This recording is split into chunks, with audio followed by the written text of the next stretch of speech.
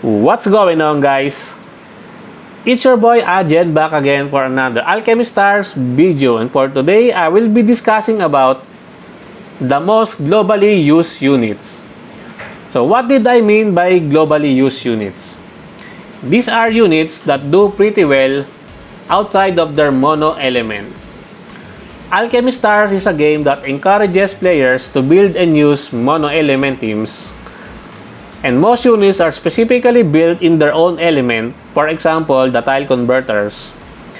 But there are some units that are also pretty good if you put and use them on a different team outside of their mono element.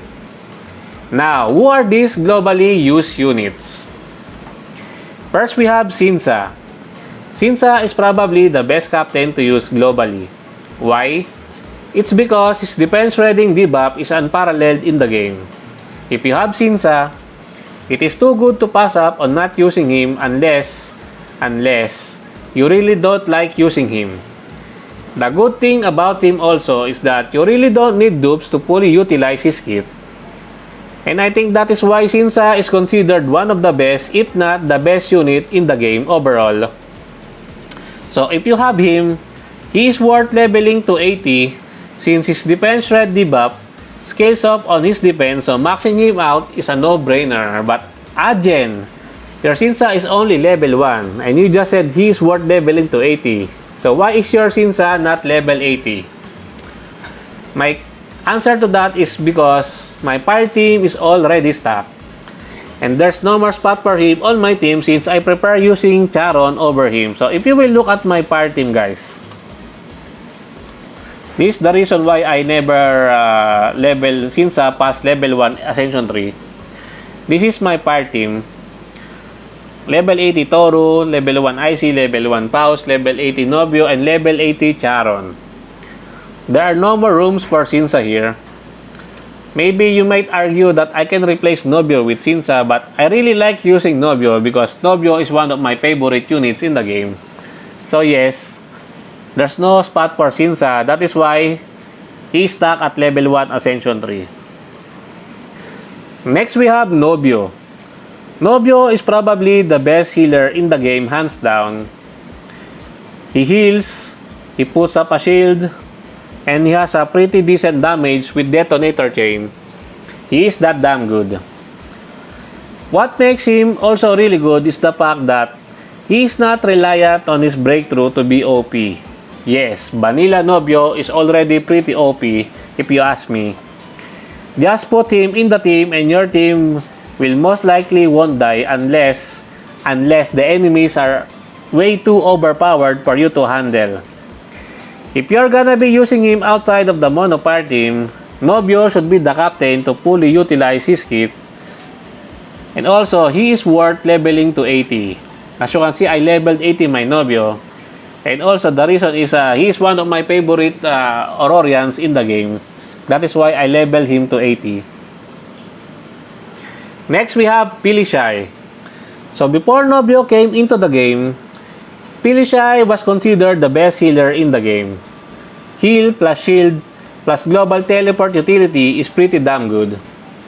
And global teleport utility is probably one of the best utility that you can have for a unit.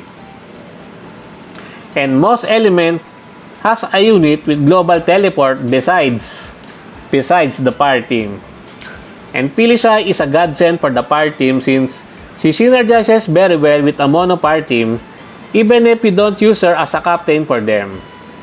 Because Pilisai's sub-element is fire. She can benefit also with the red tiles that your mono fire team are producing. And since mono fire lacks a global teleporter, Pilisai fits really well on the team. She gives the mono fire team good mobility plus the addition of being the dedicated healer of the team. The only thing that's lacking in Pilisai is damage, but that's not her purpose in the team.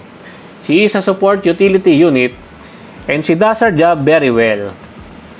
In my opinion, the only thing that's holding the fire team to become the best element in the game is the addition of a global teleporter in their roster.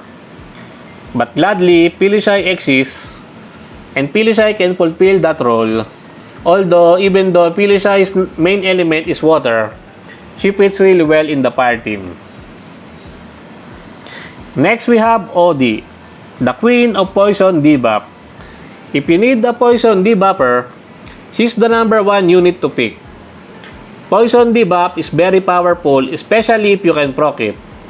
They are very handy in chasing harder contents.